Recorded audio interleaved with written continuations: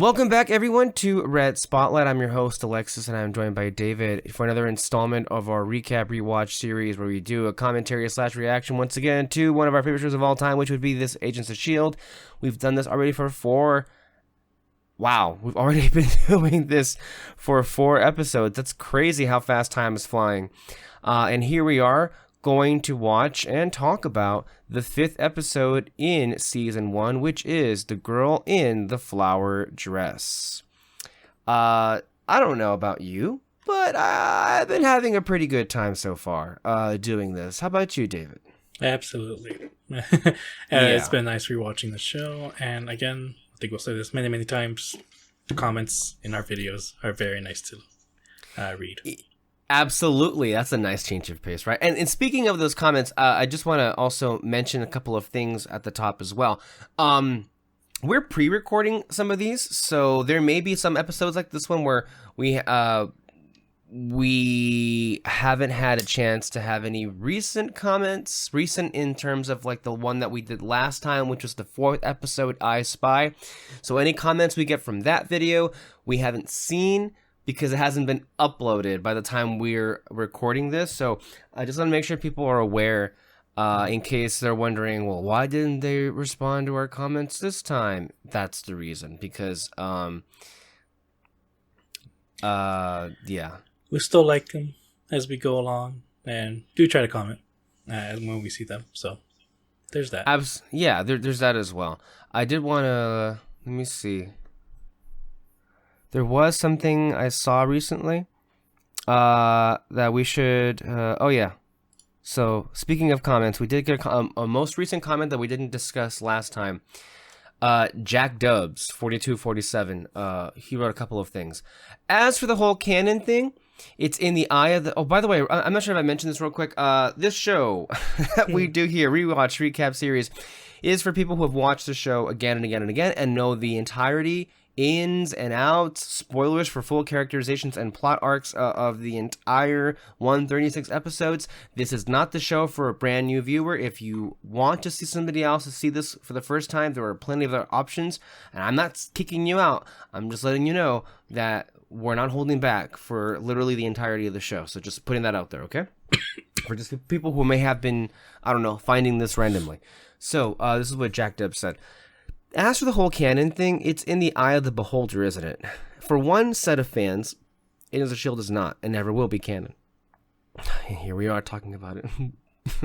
Not unless Kevin Feige holds a press conference, invites the cast of Agents of S.H.I.E.L.D. up to the stage and states once and for all that Agents of S.H.I.E.L.D. is canon in the MCU and always has been.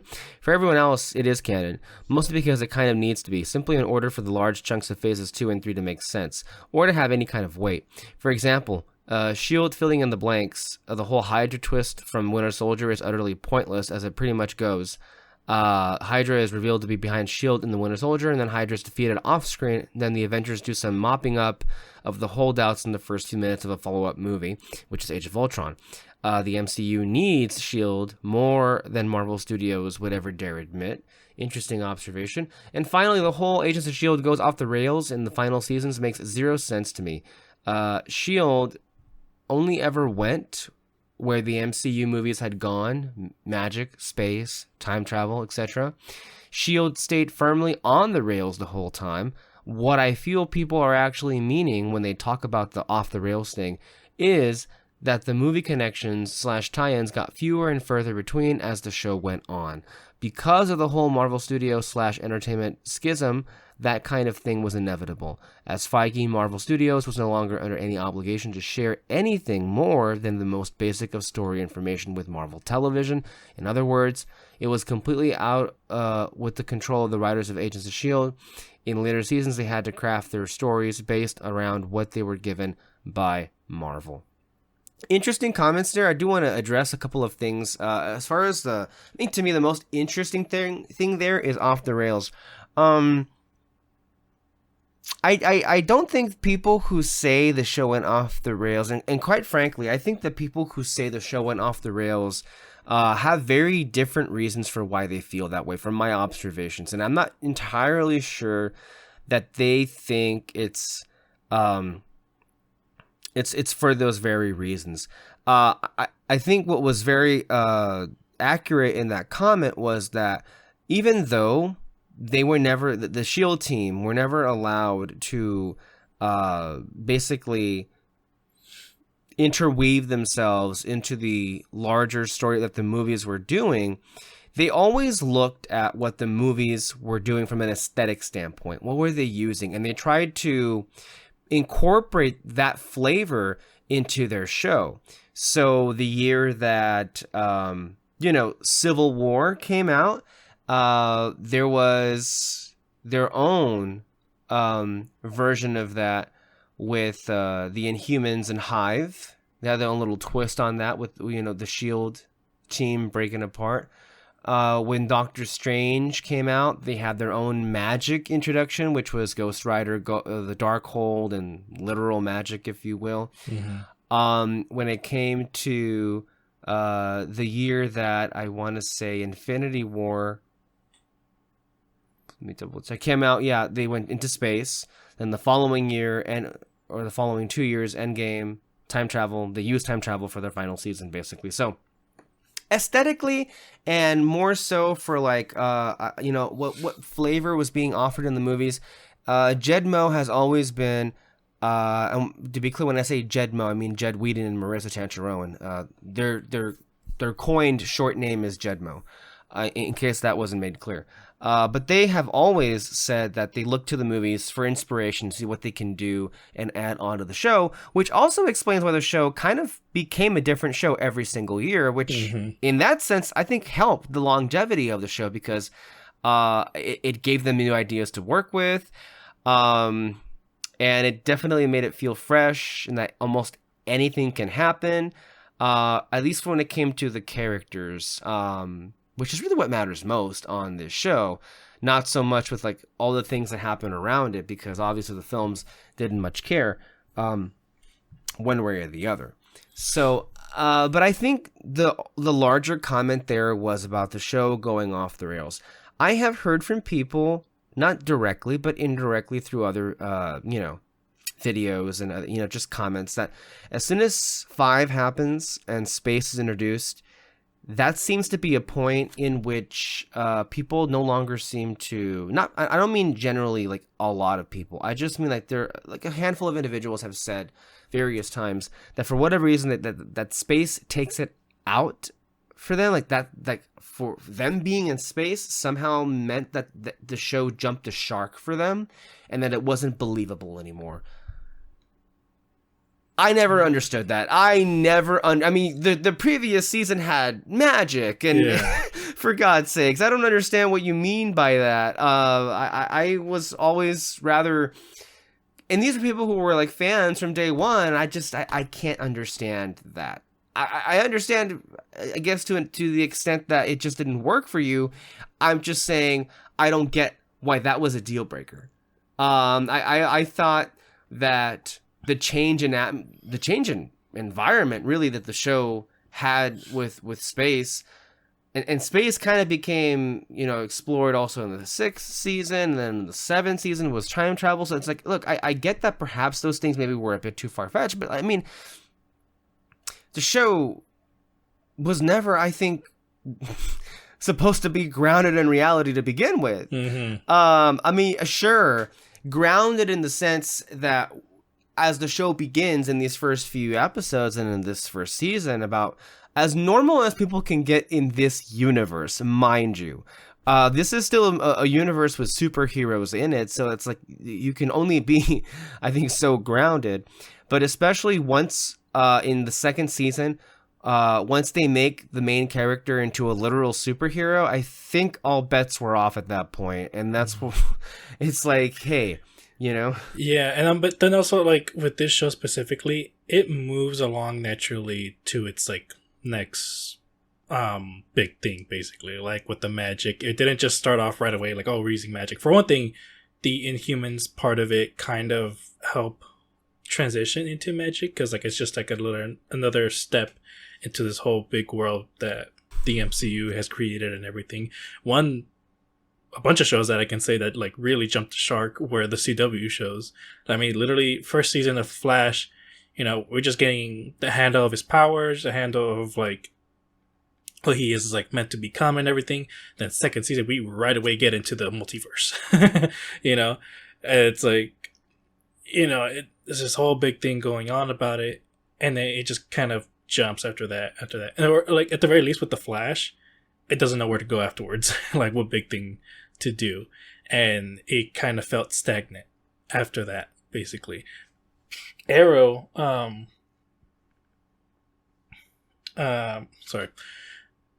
You're fine. No, I got a text from Alice.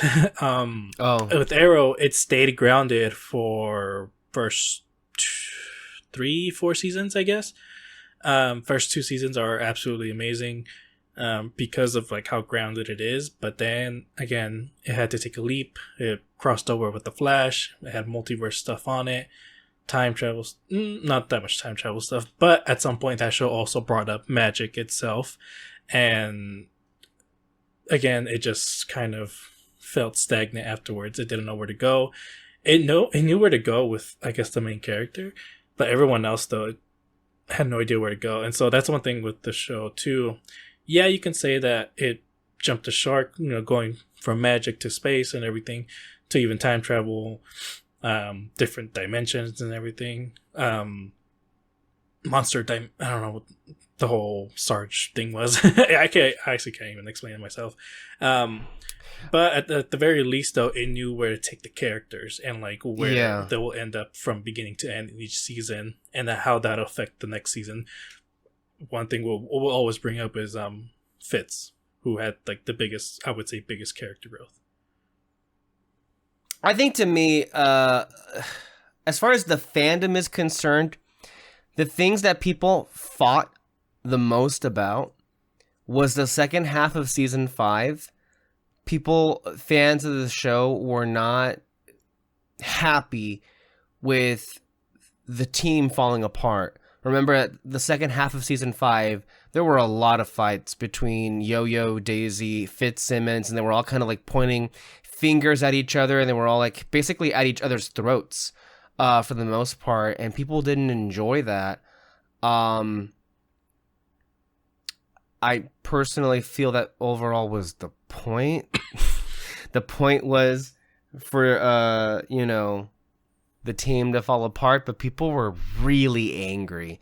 And then when it came to season 6, I don't know what it was, but people either didn't like Sarge or they were just like not buying it. I don't know. That's the other thing. But then there were legitimately, I'm not even meaning those people. I just mean the people who were like, when the second the show got into space, they were like, I'm out. Mm-hmm. And that's just dumb to me, because I think Orientation Part 1, which is the first episode of season 5, I legitimately believe that is one of the best episodes they've ever done on the show. That is a banger. That first episode, especially the screenplay. That I think may be one of the best, maybe the best episode of the whole show, based only on the witty dialogue. It comes like that to me. That's one of my favorite episodes of the whole show. Can we just watch that right now? not that I don't like this episode. I do. I like every episode, but that one was just like that was a special one, especially because that debuted after the 8-week Inhuman disaster that happened that year, which is funny to me. So I know, right? The whole thing it was a thing. Mm-hmm. What can you say? So we're gonna have many more conversations throughout the episodes about what exactly was the problem with why people felt the way that they did ultimately. But yeah, and we're not even saying that there were no weak links or there are no legitimate grounds to criticize the show.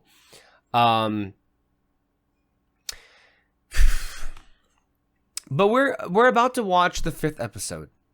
And I gotta say, it is a very entertaining and breezy watch. And I feel like if you're having really huge hang-ups with the show at this point, the biggest, I feel, contributing factor of why most people at this point were not with the show they had unrealistic expectations of what this is going to be.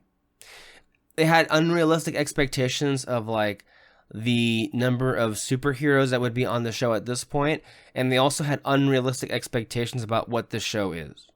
They thought they were going to get something like on the level of Game of Thrones, and you played yourself. You played yourself at that point, because I don't know where you get off thinking that's ever something that was going to happen. And I'm not even saying that Game of Thrones is like something that Agents of S.H.I.E.L.D. can't touch and everything. I mean, it physically can't, because it's going for a very different thing. I think Game of Thrones is one of the best series ever made up until you get to the very end, personally for me. And I think, to me, the ending was disappointing to the extent that it ruined the entire show for me. I love that show. I love 6 out of the 7 seasons. But the ending was such a disappointing thing.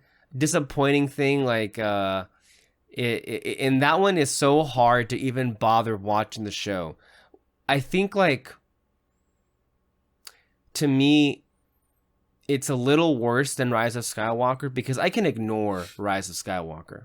And I have. I don't ever think about that movie. I can watch the entirety of Star Wars and it end at Last Jedi, and I'd be perfectly fine with that ending.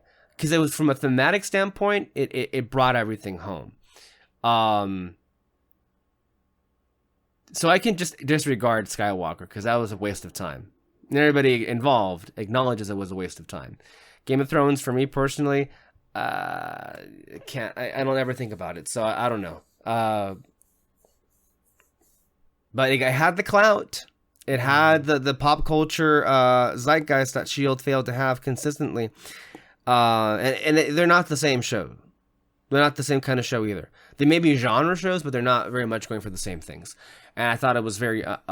I had no idea at the time that people thought that's what they were going to get.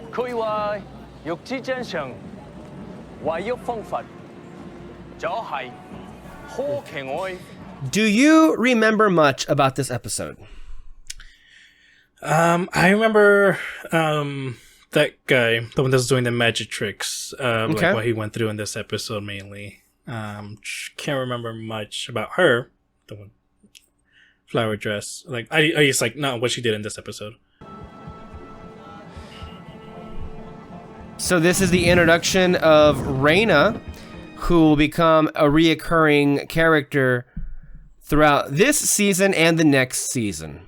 And I think it's also really cool, the casting on the show, because like, I think throughout the many seasons, they were always able to get some really interesting actors to play with, right? I think this is one of Ruth Negga, that's the actress that plays Reyna. This may have been one of her first notable roles, but I think it also speaks to the talent that they were always searching for, because Little Miss Reyna here, Ruth Negga, a few years later, would end up becoming an Academy Award nominee for the movie Loving, I want to say. So, pretty cool. There's no real magic there, just tricks. And what you do, those aren't tricks. Show me.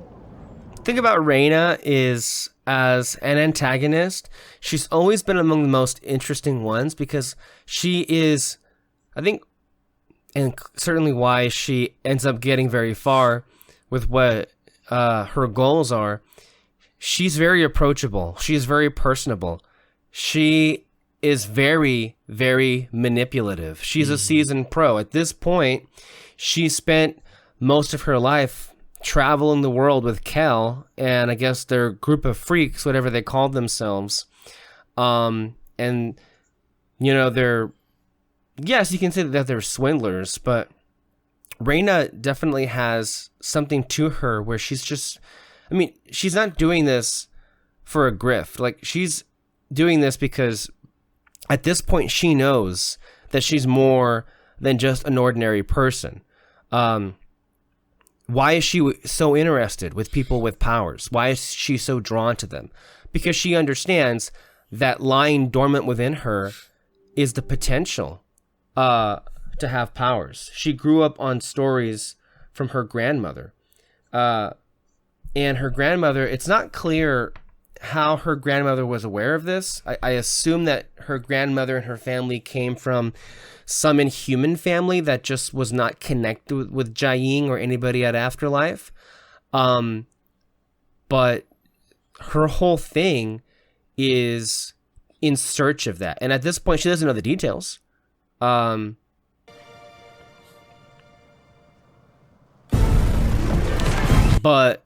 that's why she's involved. But again, she's not aware that she's working for John Garrett or Hydra or any of that. So where do those dudes come from? Sorry, what? Go ahead. Keep going. No, you were saying? Where do those dudes come from? Yeah, isn't that? I love that cut. They were just like standing there. Like, why were you even just standing there waiting for his eyes to open? That was goofy, but again, I like that goofy crap. Yeah. You should have just like grabbed him while he had his eyes closed. But yeah, but I think Reina, because of her background, she is very effective at her job, in which it's very hard to be a villain and be effective. So that's what she hangs around for a long time. Mm-hmm. And those are my favorite types of villains, those too. The ones that are like super manipulative. At least like the ones that I love to hate. That are like just super manipulative. The other one I can think of is I don't know if you never played this, but God of War Ragnarok, Odin is the main villain of that game, and he is such a manipulative son of a bitch. Oh my god, I love it. That was another one, but I can't remember. A show I watched, Lost in Space, but I can't remember her name. Basically, this woman who like snuck into a ship, pretended to be someone else, and she just keeps pretending to be someone else over and over again. So she's just a recurring, basically like her. Like, if you want, I could lay out the mats downstairs. We could go a few rounds, like the old days.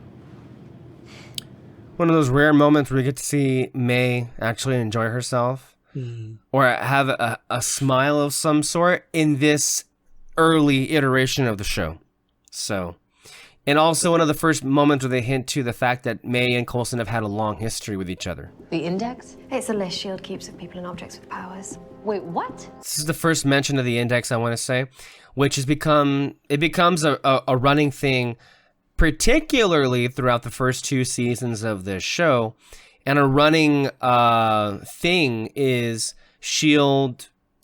doesn't necessarily have a great track record of dealing with individuals that are enhanced or modified. And usually they're quite oppressive to those people who are even allowed to live out in the open. Remember back in the second season, Cal finds some people on the index who are basically just forced to live rather mundane lives, and frees them to rise up against S.H.I.E.L.D. And the index is something that just like, also Skye, who just asked about the index, she becomes indexed in the second season. Mm-hmm. Impossible for me to hack S.H.I.E.L.D. Or easier. We're gonna need more than that. Fine, let me trace the hack and I'll prove it. I believe it should her, sir. be known. And if she's telling the truth. Why Coulson immediately is suspicious, because he knows she's hiding something. Mm-hmm. He hasn't said it the entire time. Like, he knows, for one, to be cautious with her. He's not dumb. Okay? But to be fair, though, it is a running gag that I think Ward even says in season 2 that he can be blind, despised in his own house. Skye, Ward, even Bobby and Mac in season 2. Sure, that's a reoccurring theme. I think he gets a little better at it in season 2 when he almost catches Mac and Bobby right before they are about to spring that trap. But the point is, Coulson understands that, yes, Skye is fitting in nicely here, but he's smart enough to know she is holding back. And she is holding back something quite significant that she has not shared with the rest of them. And it's her own agenda, and he's trying to figure out what that is, and he's also giving her ample opportunities for her to reveal what that is, and that's going to actually come back later on at the very end of this episode. And it's also, by the way, something that we don't know at this point ourselves.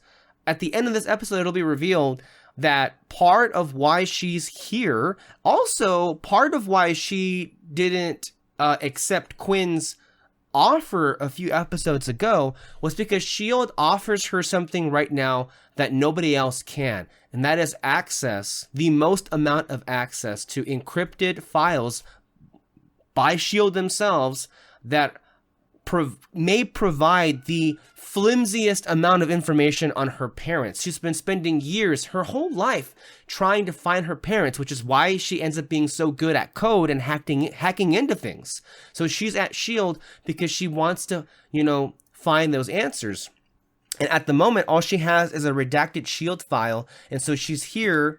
Not entirely so. I think what surprised her is how good of a fit she is, how quickly she's made friends, how much she likes everybody involved and doesn't want to hurt them already 5 episodes in.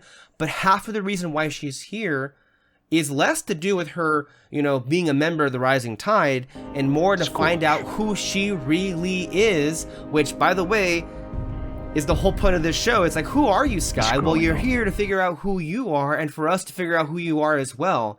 You don't know who you are just yet, and you being in S.H.I.E.L.D. Makes you realize that being a hacktivist isn't really anywhere close to what you can be. You are, in essence, the next Coulson in training. So Coulson knows more than he lets on, and she knows right now she's looking at her boyfriend. This actor, I forget his name. He was also on The Walking Dead for a season or two. But Chloe Bennett did date him in real life during this time. So something interesting to note of. But here at this point, and you can see Skye. Did you see how she was looking at the screen and doing some side? Like, look at her face right there. Like, she's, again, very visibly not sharing something. It's lingering on her. I do feel, though, she should have just told them then and there, yeah, guys, this is awkward, but I know him.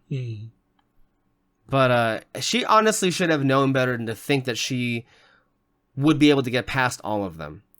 And then I think what was also kind of flippant for me, and again, this also, you know how last episode we talked about how naive and young, especially these kids are, Skye, Fitz, and Simmons. Again, this is naivete showing here, but also just carelessness. Not only did Skye think she could, get her boyfriend away from the S.H.I.E.L.D. team that she's already known very well at this point, well enough to know that they're not easy to evade forever. But right now, when we see her at Miles' apartment, they get reacquainted, but they get reacquainted. Like, they flat out have sex. And I don't know how long or short that would take for them. I don't know their history. But, it's pretty flippant of her to believe that she could, keep them away that long for her to have, I don't know, I guess a quickie, I don't know. But you see what's about to happen, and it's like, girl, you brought this on yourself. I don't know why you thought of all times this would be the moment to get down. That's one of the things that always was just like, that's on you. This whole thing's on you. I mean, you should have just told them up front, yeah. But I feel also if she said that, she also would have been forced to reveal her own agenda separate of Miles and separate of the Rising Tide in that moment, and that's not something she wants to do because I'm not sure she feels that open enough to be as vulnerable with them. Clearly, she's not letting them know about this because she feels that they would just kick her off the plane, and she wants more than anything right now to know who her family was, to know where she came from. Which is also interesting. You know how 2 episodes ago, we talked about how... What is it? We talked about how Gravitonium and... Gravitonium was introduced in the episode 3, right? And how in that moment, there's a moment, well, in that episode, there's a moment with Coulson and Hall and Sky, and I talked about it already, how that's going to mirror what's going to happen with Graviton, right? Well, the other thing is this. Here's the other thing, David, that I just realized myself. So, I think it's pretty interesting to me how in the exact same episode that we are told about Sky's search for her family, guess who's introduced? The girl in the flower dress, Raina. Who knows at least who one of them is. So I think it's funny how, look, Raina and Sky and their destinies have always been kind of intertwined, and that becomes literal in season 2. But that's, I think, really interesting to me. I didn't catch that before. But kind of like how in a few episodes from now, when Gravitonium comes back, we get the introduction of Talbot. And of course, Talbot and Gravitonium will become one way in the future.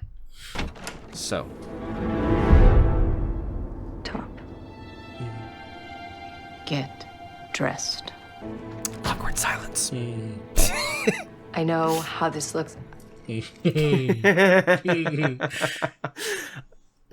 Don't you love mom and dad here? Right. Get dressed, or like, I love it. I felt like I couldn't tell you guys everything. I know. That's why I asked May to follow you. See? He had a feeling. And it wasn't something that we all know at this point how we discussed last episode that May takes initiative of her own free will. But in this case, Coulson reveals, no, I asked her to follow you because I know you're hiding something. Yeah, but we've been through so much together and she didn't even tell us that she has a guy. Well, who knows what they've been through together? And secure the prisoners. We got what we were looking for here. This hurts. Coulson, I don't know at this point if Coulson knows exactly what he's going to do with Sky, but to refer to her in the prisoners and then also to cover her is like, that, ouch. You missed a button.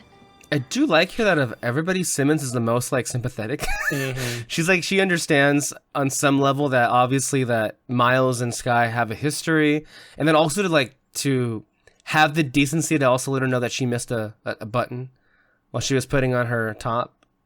I do love their relationship. They're definitely sisters. Yes. Basically in the show and all that. The two moments that stand out was when they couldn't tell which one's the LMD or anything like that, and then once they figured out like they were both real, they hug each other. I think that was such a sweet moment. Then and then the part where they both got drunk. Hey, they have their own episode. Yeah. That's one of the best of the whole show. I will fight anybody who says otherwise. That's one of the best things they've ever done, and that came in the season that everybody says is the weakest. So there's that. But then also that's the whole arc of their relationship is they do become sisters. I think even in the finale or in the episode before the finale, Daisy is like, I'm gonna go save my sister. No, not Cora. She's like, fuck her. My sister, I already have a sister. Her name is Gemma Simmons. I think she says so. Oh, sorry. You almost got scored. So Chan is one of 3 characters. I want to say at least 3 characters on this show that have abilities, but all very different. Chan is just a powered individual. I don't think he's intended to be inhuman. We do have an inhuman in the 3rd and 4th season. I forget what's his name. The Australian guy. Ooh, I forget the guy's name. But then we also have Ghost Rider, who is a spirit situation, demon thing. So I guess due process isn't really SHIELD protocol. They don't have time for it. I love how Miles is used here to show how in 5 episodes, how much Sky has updated her like worldview. Like she knows already how wrong she was in episode 1. Miles here is how Sky was acting in the first episode. Again, growth, people. When someone breaks into my house, I usually don't invite them to stay. I love how low-key savage they can be with each other. And again, they've been friends forever, so they can do that. But I love how he was just like saying in that comment, "You don't do comforting either." The way he was looking at her was like, "Fuck you." Eco research lab. Otherwise, I would never. Ecological research. Yeah, insects. Some study with centipedes. What's more harmless than that? Hear that? That's the centipede theme. The motif playing in the background right there. So, and here's a revelation that centipede, that Reina is a part of centipede, and then there's the doctor from the first episode coming back. Mm-hmm.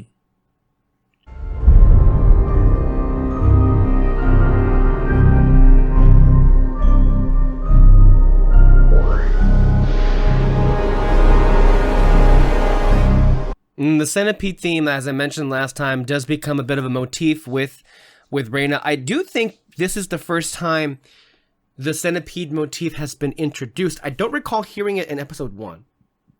I don't think it had it had its theme yet. I'd have to check, but I don't believe. I think this is the first time we're hearing this motif. Mm-hmm. Well, and it's kind of used also. I know it's funny. It's used again at the end of the season when John Garrett is like becoming Deathlock Part 2, but then Coulson zaps him. And then in season 2, when Reina becomes a clairvoyant. Reina, you said I have a gift. And you're giving You're it. giving it. Reina! Reina! No, yeah, this is like extremely fucked up with the whole experiment things. I just finished Bad Batch too, so like I'm just getting a lot of vibes from in that final season. But then also there's something I always like with any like superhero stuff where they really break down the powers and all that. Like it's always the best thing. My Hero Academia does that a lot. That's a fantastic show where they really break down how someone's powers work. Yeah. You also have to wonder, look, Centipede is basically an operation. They're not aware that Garrett and Hydra are basically their financiers.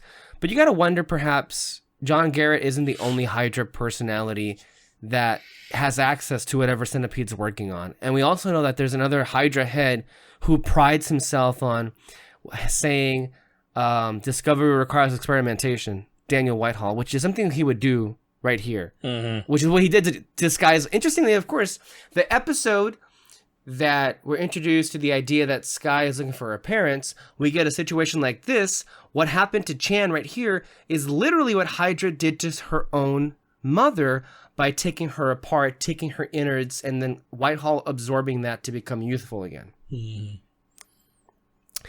Interesting stuff. I'm only just realizing this as I go through the episode, by the way. I didn't already have this in my mind. Like, oh, no, yeah. Interesting. It is interesting. And also that's what the main villain does in the last season. Takes people's powers, basically, puts them on his own. So, like, it just keeps coming back. Which season? The last season. You know, the guy who takes Quake's power. Oh, yes. The Malik kid.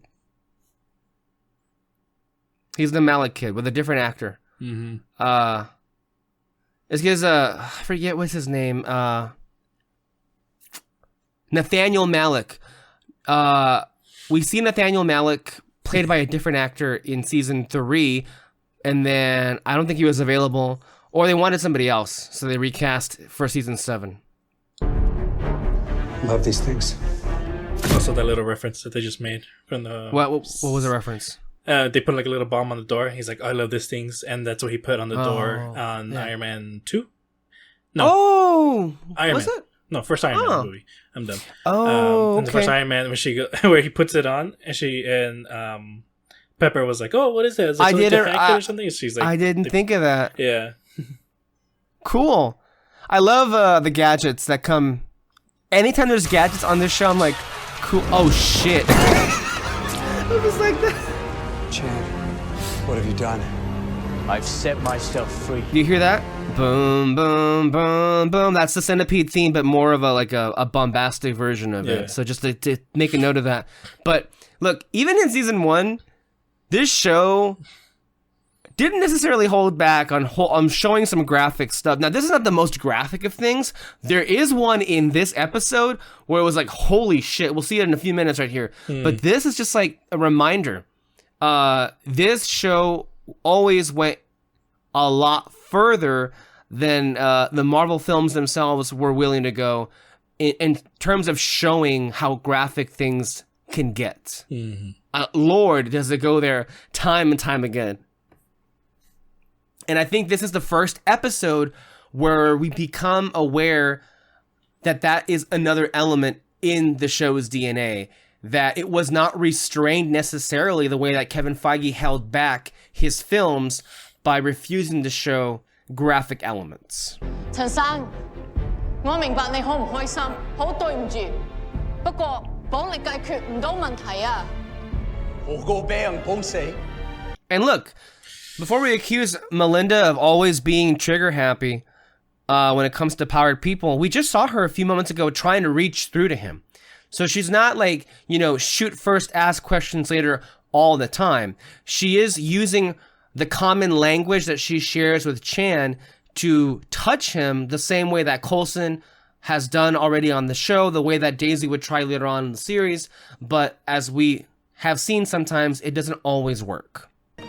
Yo! I wish you all the best. Here is the moment. When I first saw this, I couldn't believe my eyes. Especially also Mark Kolpak, shout him out, the effect. Arguably one of the coolest that he ever did in all 7 seasons. This right here.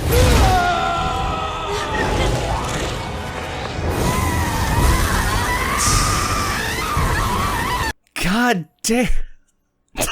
That's fucked up. Oh my god. But that was an amazing effect right there. That was an incredible effect. Also, for those who are not aware, I think it was either this season or the next season, the VFX team did get an Emmy nomination. It didn't win because it was up against Game of Thrones, obviously, but like it did get an Emmy nomination. So for those of you who say that this show had bad effects, we're not playing with that. You've changed. Good. I mean, you're not who you used to be. There's Sky's theme in the background. 5 episodes, and yeah, we can already see how much she's grown in just 5 episodes. The show's not wasting its time, kids. No. It's not. Make it a double. And then here we see, I think one of the first moments where May and Ward are alone together.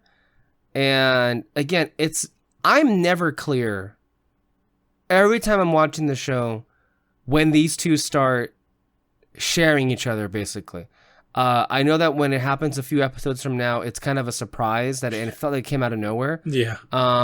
It always does feel like it came out of nowhere. So I'm trying to see were there any hints that were dropped about that? Maybe, I don't know.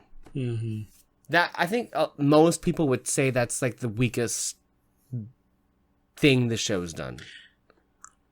True, but I mean, at least later on they say that was a reason for it, though. They use it. And then I think, and when it does get revealed, they do show that May is like the one that like perfectly able to hide it. So I think we're just never meant to know.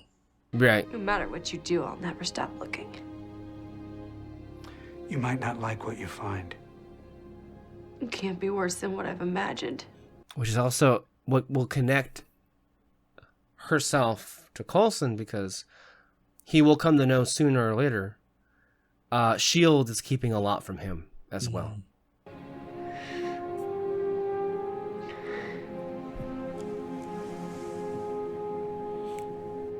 There's the Coulson S.H.I.E.L.D. theme in the background again. Yeah. I'm going to keep track of the leitmotifs. Really good use of motifs. And, you know, I don't know how things are in today's landscape, but it is very difficult to find composers like Bear McCreary that do what he does for this show. Also like Murray Gold does for Doctor Who, where they just create an entire universe of beautiful music that accompanies all the various story bits and pieces of the shows. And here's our first look of Mr. Poe. Well, you know I'm not going to do the talking. And I believe this discussion will become the first mention of the clairvoyant. We would like you to touch base with the clairvoyant.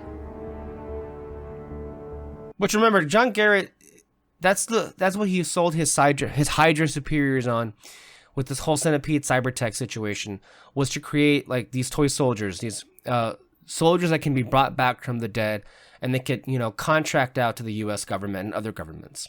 And again, Garrett is only doing this because he doesn't want to die. Mm-hmm. So there's that. That's the end? Oh, yep. Okay. Yep. Man, we are flying through these episodes. Does it feel that way? Like we already did 5 episodes. Yeah. I gotta say, I feel like big episode for Sky.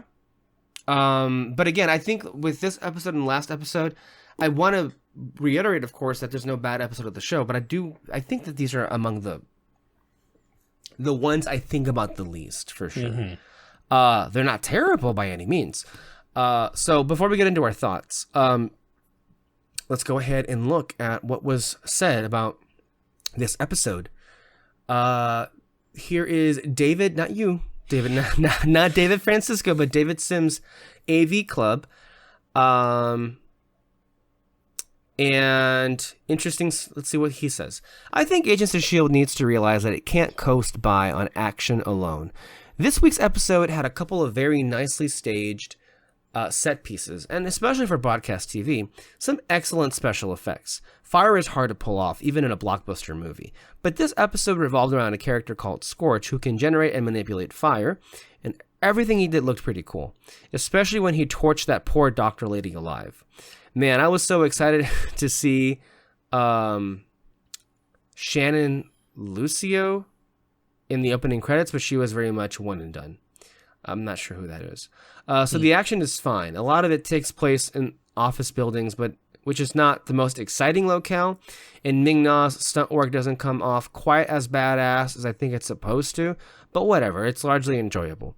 The scripting and character work, however, remain much more plodding. A breezy episode like last week's I Spy covers up that flaw, but The Girl in the Flower Dress was a much more serious hour and suffered as a result. On the one hand, I'm glad that the whole "is Sky a double agent?" business has been largely cleared up. Yes, she's done stuff with the Rising Tide, and yes, she's hacked into secret S.H.I.E.L.D. files.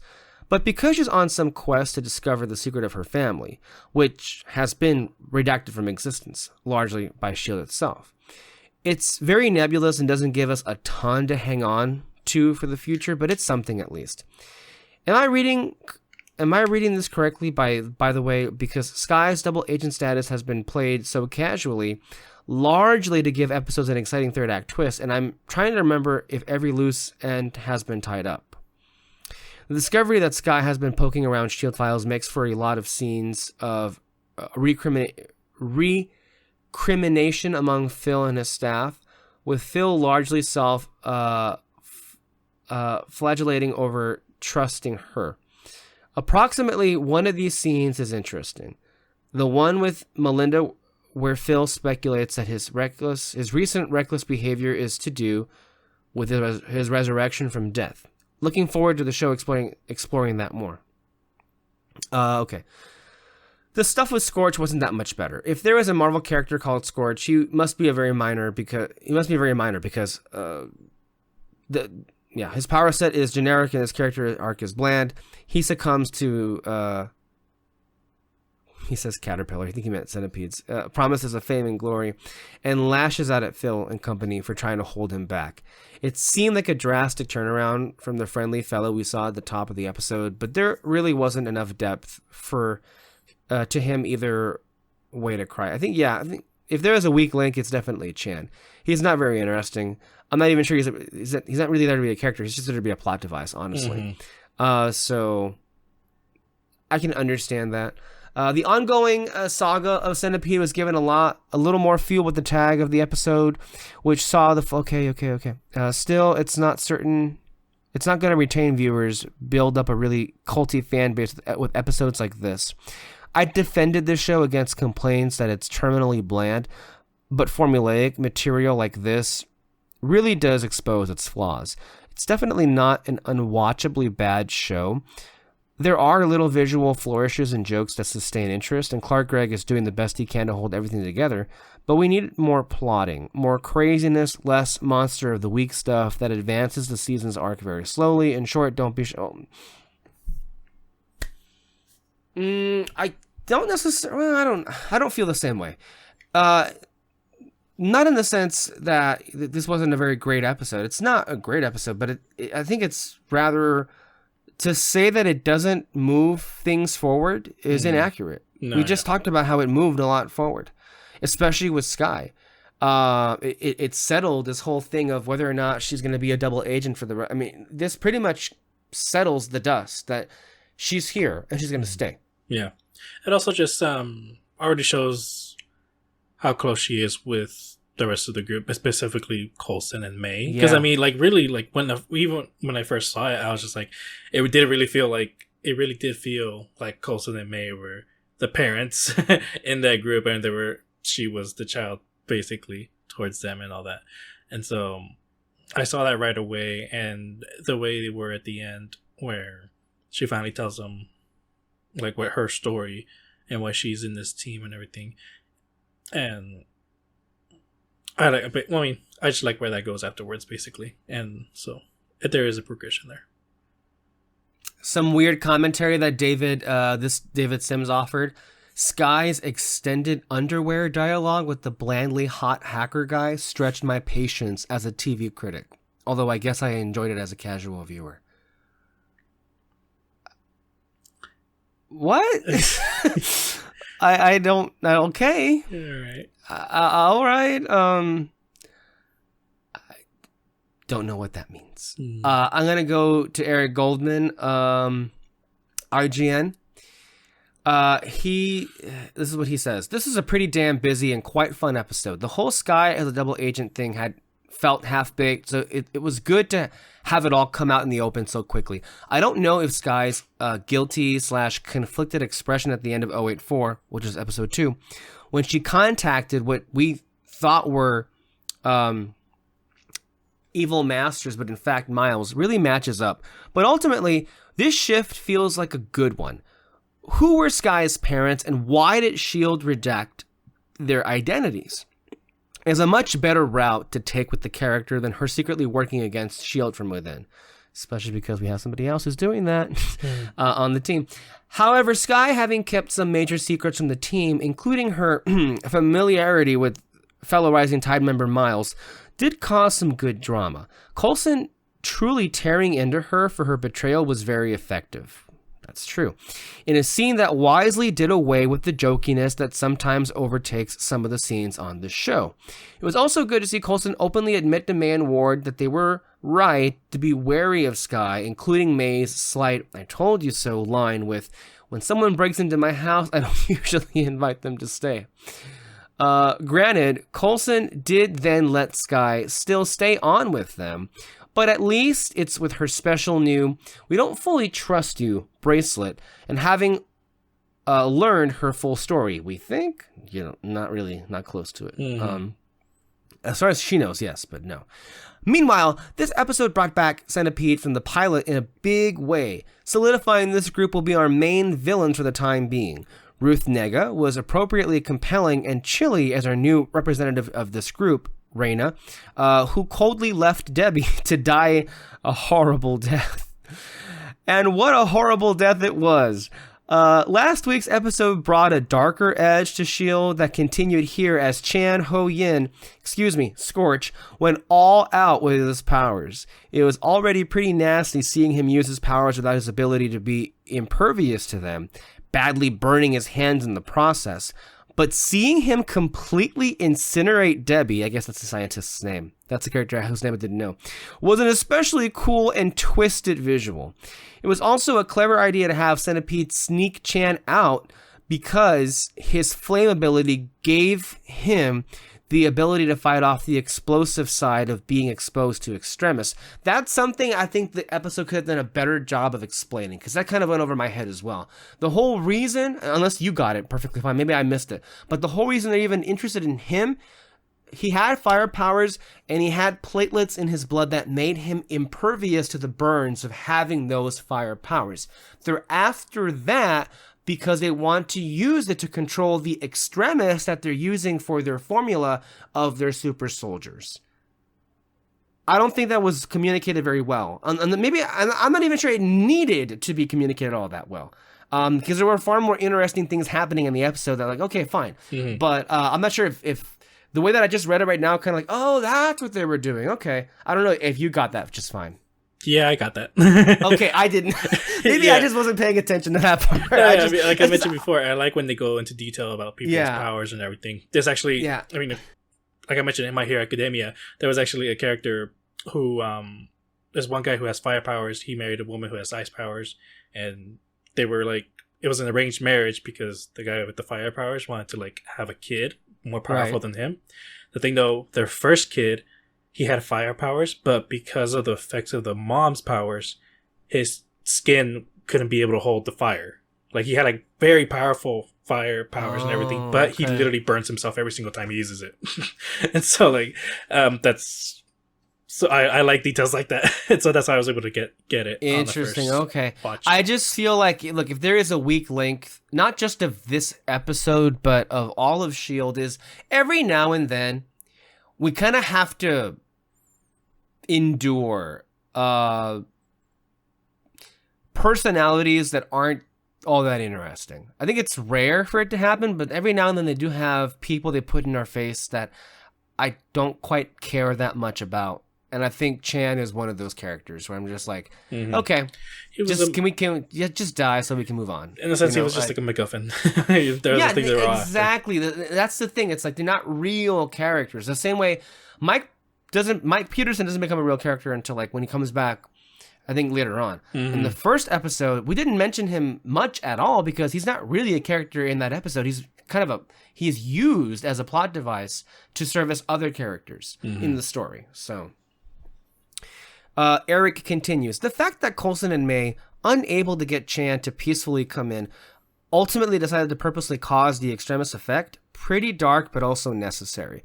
If we're to buy into these two as experienced S.H.I.E.L.D. agents who have been through scenarios where you have to be ready to take out a target, and believe me, one of them knows that quite well, if they are unwilling to give you another out.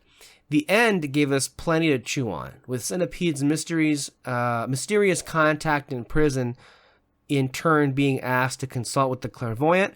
As a Marvel fan, I certainly hope that one of these folks is an established Marvel character. But in the meantime, S.H.I.E.L.D. is beginning to build its story in an intriguing way. So that was IGN. Now let's go to... Okay, I feel like my feelings were... Clearly, I think Eric was far more positive than David was on this particular episode. And I'm trying to find... Here it is, Den of Geek, the other major outlet here. Mark Buxton. Let me see here. This is what he says. The latest episode of S.H.I.E.L.D. thankfully went a bit beyond the power of the week or the heist of the week story and provided a look into the darker side of the world of superpowers within the Marvel Universe. There seems to be a little backlash that established Marvel characters have not been used in S.H.I.E.L.D. You think?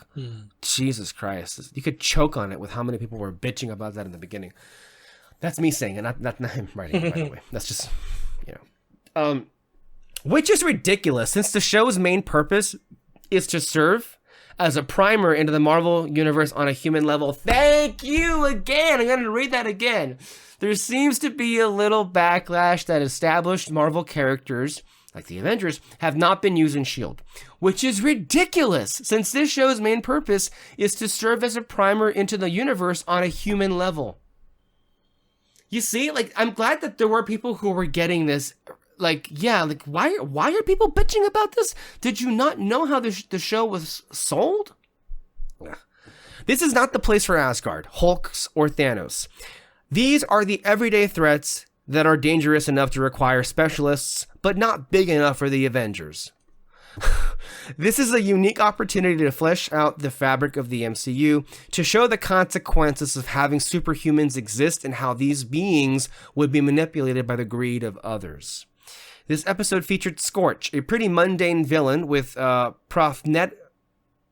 pyrotechnic abilities.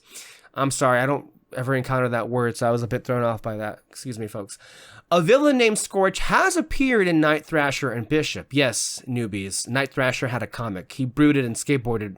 We'll tell you about the 90s sometime. But it seemed like the TV Scorch is that dude. Oh, I'm sorry, it doesn't seem like it's that same one. Instead, Scorch is a Chinese street magician who uses his powers to entertain the rubes, yada, yada, yada. Now, every genre show has any sort, that has any sort of superpowered characters has to have the prerequisite power sets for villains, usually in the first season. Every show must have a battle with a fire dude, a lightning dude, an ice dude, and a mind-reading dude. Thank goodness S.H.I.E.L.D. got through the fire dude without making him the total focus of the episode. Instead, he was a pawn of the mysterious centipede organization from the pilot and a way to drive a wedge between the agents and Skye, creating some much-needed inter-team drama and even more thankfully fleshing out Skye's character. This guy gets it. This guy totally gets what this is here to do. And also, that this is inter-team drama is interesting.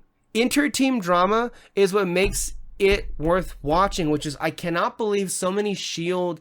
fans were like disgusted how that became the focus at the latter end of season 5 when everybody was literally knifing each other.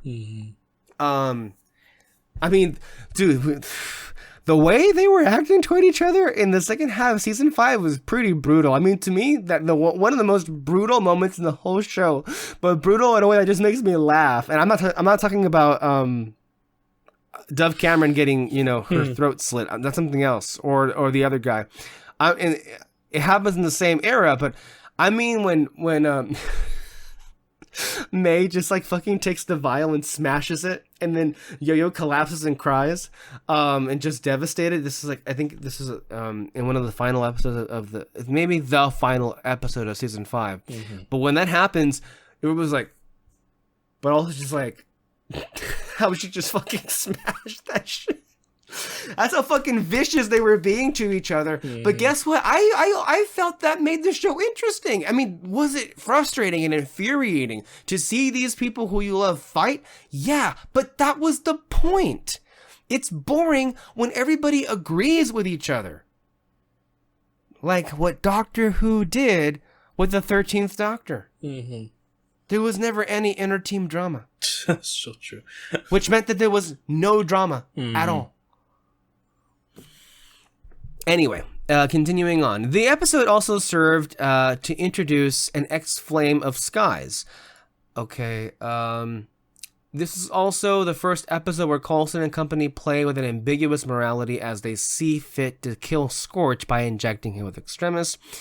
This makes S.H.I.E.L.D. a bit more frightening than they think they are, justified in taking a life if they deem it, which they will do quite often. As far as character stuff, the relationship between Coulson and May continues to be a delight as fans can rely on the pair for at least 2 or 3 great one-liners per episode. The episode's stinger, Clairvoyant Reina, okay. Yada yada yada, okay, that's it. So, good review, ultimately. So those are the reviews. Now, back to us. Having gone through all of these, your thoughts, David? No, yeah, I agree. Like I mentioned before, I think this episode just really shows how connected she is with Coulson and the rest of the team, specifically Coulson and May. And I do like that we finally get into more of her backstory and everything because it is really interesting. And yeah, just another good episode. Again, I didn't see any of the reviews mention them because again, we're still in that part of the show where Fitzsimmons are just there. Yeah. So, but thankfully, that is going to be rectified next time. Yes. Next time is episode 6. And by the way, because I in the last few months saw Jamie Dirac talk about this on her show Love in the Time of Hydra, which I've mentioned already several times. I've always thought the episode was pronounced Fitzed, but because of the buzzing noise that happens in the episode, it's actually pronounced Fizzed. So that's the actual name of the episode, Fizzed. But that one is very much, that's the first Fitzsimmons episode of the show. And as you will talk about, I'm sure next time, that unlocks a whole new dimension of what this show has to offer. I mean, Fitzsimmons themselves are a universe unto themselves and what they offer the show. I honestly felt that they could do no wrong with Fitzsimmons. I was never really bothered by some people were, again, by the last seasons where, oh God, we begin every season with them being separated. I never minded that. And again, I feel like Fitz is one of my favorite characters in the show. I do think his absence was felt definitely in season 7, but there's not much they could do. I think Jedmo were quite open about the fact that we used Ian DeCasticker for every second he was available. That's what happened. And I think ultimately, why wasn't he more in the season? I think on a personal level, I think Ian was ready to move on, but then also they all thought they were done. Season 5 was written as a final season. Every aspect of season 5 was written as a final season. Everybody thought that was it. Yeah. Like there was like no, I mean, maybe there was a possibility, but it wasn't likely that they would come back. So my suspicion was, because Ian's a great actor, and I don't know if you've noticed, but he's popped up on projects left and right since S.H.I.E.L.D. Like, he probably has been doing the best post S.H.I.E.L.D. as far as his career is concerned, because he's booking things left and right. But I think, I haven't seen any of them, but they're mostly, I think, BBC stuff, but or I think MGM Plus stuff. I don't know what it pertains to, but he's been booking things. I assume he booked something around the time maybe season 6 was being written, because season 6 and season 7, despite them being separate seasons, they were all shot at the same time. Season 6 and season 7 were all shot as if, basically for the S.H.I.E.L.D. team, it was one season, how they shot it. 6 and 7. And it's also not clear because there are conflicting reports. When they renewed it for season 6,